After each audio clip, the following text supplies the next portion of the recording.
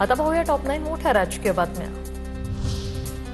शिवसेना पक्ष आणि धनुष्यबाण या चिन्हाबाबत सुप्रीम कोर्टात उद्यापासून आता अंतिम सुनावणी। खंडपीठ सलग 2 दिवस अंतिम युक्तिवाद ऐकून घेणार।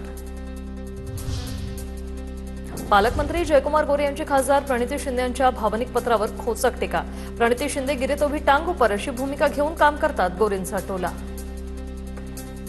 2 कदम पीछे नहीं हटे हैं, 2 कदम पीछे नहीं हटे, 50 कदम नीचे गिरे हैं, पर फिर भी गिरे तो भी टांग ऊपर अशा पद्धतीची भूमिका घेऊन जर आपण बोलणार असू तर मला वाटतं याच्यापेक्षा वेगळं काय असू शकतं। माझं काहीच म्हणणं नाही।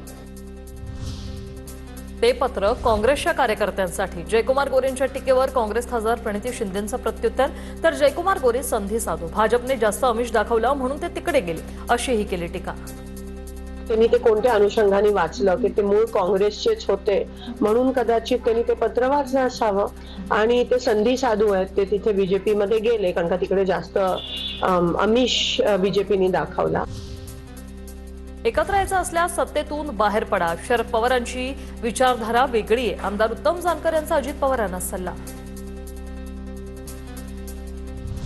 पुण्याचं नाव लौकिक करण्यासाठी लागेल तितके कष्ट करणार, अजित पवारांची प्रतिक्रिया। तर शरद पवारांनी जिल्ह्याचं नाव देश पातळीवर पोहोचवलंय, अजितदादांकडून शरद पवारांचं कौतुक। तर राजकारण लय वंगाळ, तुम्ही काम धंदा करा, अजित पवारांचं आवाहन।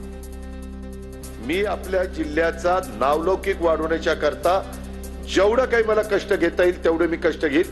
तुमची मला आशीर्वाद पाहिजे, तुमची मला साथ पाहिजे, हे मात्र माझं हात जोडून तुम्हाला सगळ्यांना विनंती करायची आहे। आम्ही पैसे वाटून मतदार याद्यांमध्ये घोळ करून मतं घेतली नाही, खासदार संजय जाधव यांचा पालकमंत्री मेघना बोर्डीकरांवर निशाणा। तसंच भाजपनं पैसे सोडून मैदानात यावं, उमेदवारांचं डिपॉझिट जप्त होईल, जाधवांचा हल्लाबोल। तुमच्यासारखं आम्ही पैसे वाटून मतदान याद्यामध्ये घोळ करून बोगस मतदानाचे मध्ये समावेश करून तुम्ही जर महापालिकेमध्ये भाजपला मतदान नाही केलं तर तुमच्या लाडक्या बहिणीचा पगार बंद करू, हे आम्ही नाही बोललो, हे भाजपवालेच बोलले। जसं त्यामुळे पैसे सोडून भाजपनं मैदानात यावं, यांचे डिपॉझिट जप्त झाले तर मला विचारा, मी खासदार म्हणून सोडून देईन तुम्हाला।